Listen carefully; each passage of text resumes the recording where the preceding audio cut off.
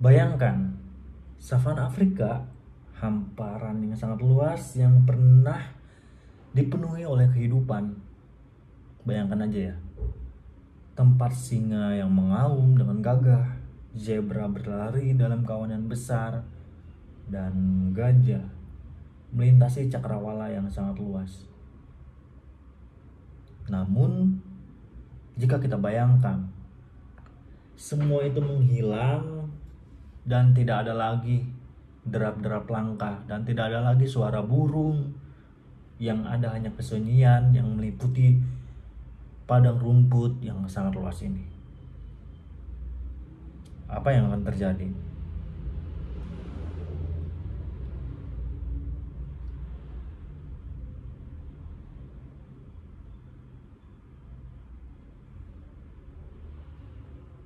Perlu kita ketahui, savana Afrika adalah panggung kehidupan yang sangat luar biasa. Dan di sini banyak sekali hewan-hewan, ribuan, ratusan ribu, jutaan, yang tidak terhitung berapa jumlahnya ya. Mereka adalah kawanan-kawanan yang bergerak dalam irama dan berjalan perlahan melintasi padang rumput yang sangat luas. Tanpa binatang, tanpa hewan, ketika savana kehilangan jiwanya, pasti tidak ada lagi predator yang menjaga keseimbangan. Bukan hanya predator, mangsa seperti hewan herbivora sudah tidak ada lagi. Pasti siklus kehidupan akan terhenti. Rumput yang ada di savana liar pasti akan tumbuh dengan liar dan tidak terkendali. Dan akhirnya semua akan menjadi sesuatu yang baru. Karena savana yang sangat panas, mungkin akan terjadi beberapa kebakaran karena pemanasan global misalnya. Ya, hal-hal yang perlu kita waspada ya.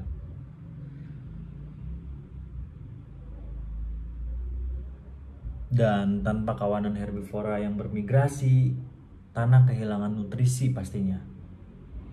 Sungai yang dulunya dipenuhi oleh gajah dan zebra untuk diminum, perlahan-lahan pasti akan mengering. Air yang dulu menjadi sumber kehidupan tidak ada lagi yang mengalir seperti dulu. Bagaimana kita bisa membayangkan hal itu terjadi? Dan pastinya kita tidak ingin hal itu terjadi. Gajah misalnya. Gajah adalah seekor hewan yang dikenal sebagai arsitek savana, yaitu dengan kekuatan mereka bisa membuka jalur di hutan, menciptakan ruang-ruang bagi tumbuhan baru untuk tumbuh. Ketika gajah menghilang dan tidak ada lagi karena populasinya sudah sangat langka misalnya, tanpa mereka pohon akan mati, dibiarkan membusuk, dan hutan pastinya akan berubah menjadi labirin yang tidak bisa ditembus karena tidak ada jalur untuk masuk. Yang perlu saya tekankan adalah tanpa hewan, tumbuhan invasif mengambil alih, menghambat regenerasi alam. Sistem ekologi yang dulu pernah harmonik kini berantakan. Setiap spesies dari yang terkecil hingga terbesar memiliki perannya masing-masing. Dan ketika mereka pergi, tidak ada di savana liar atau pergi karena hal yang lain seperti langka,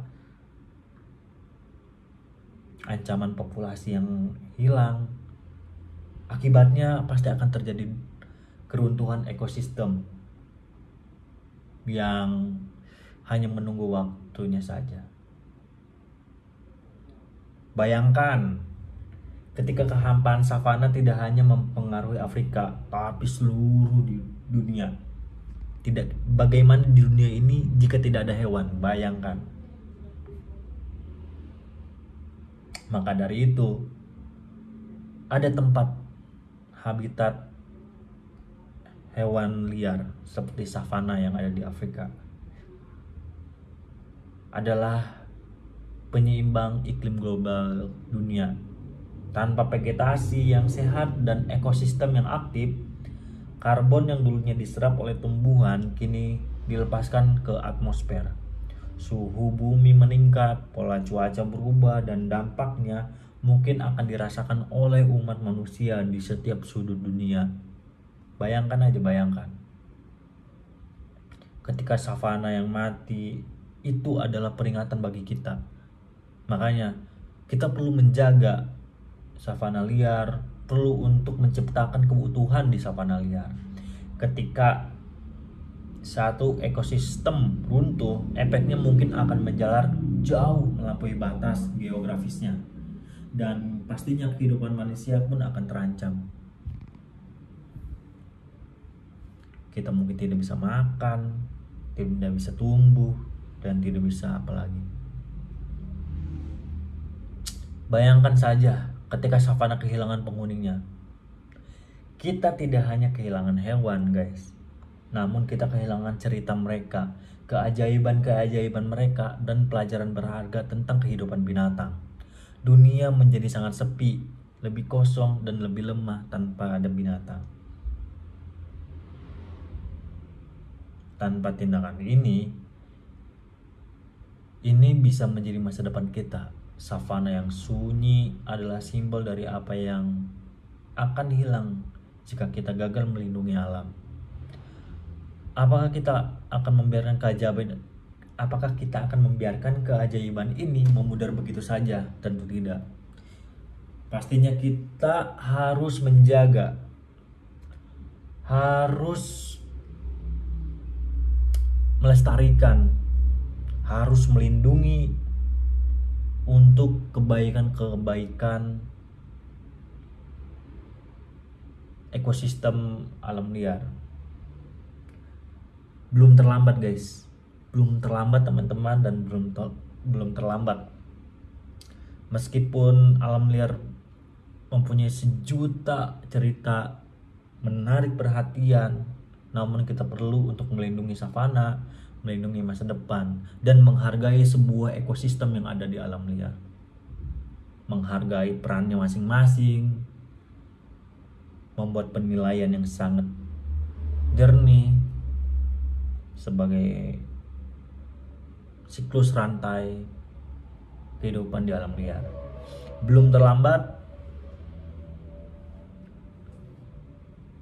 Kita perlu melakukan langkah-langkah yang tepat untuk melindungi savana.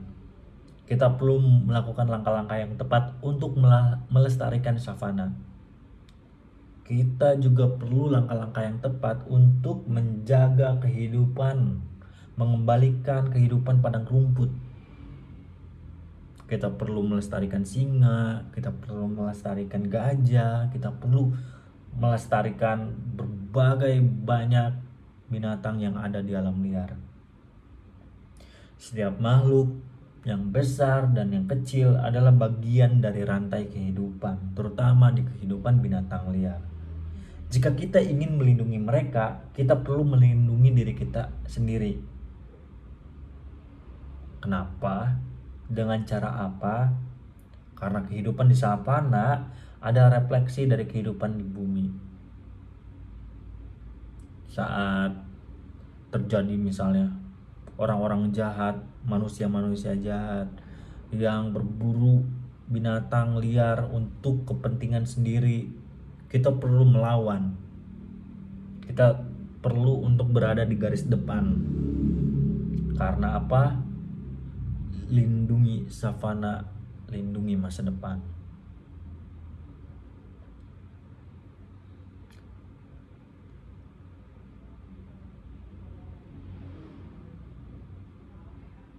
Sekali lagi, untuk membayangkan jika savana Afrika yang hamparan luas, yang pernah dipenuhi kehidupan, semuanya menghilang. Bayangkan, tidak ada lagi suara dan nyanyian burung,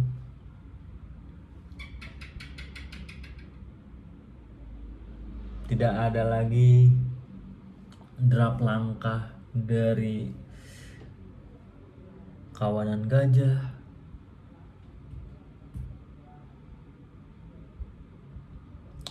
ya intinya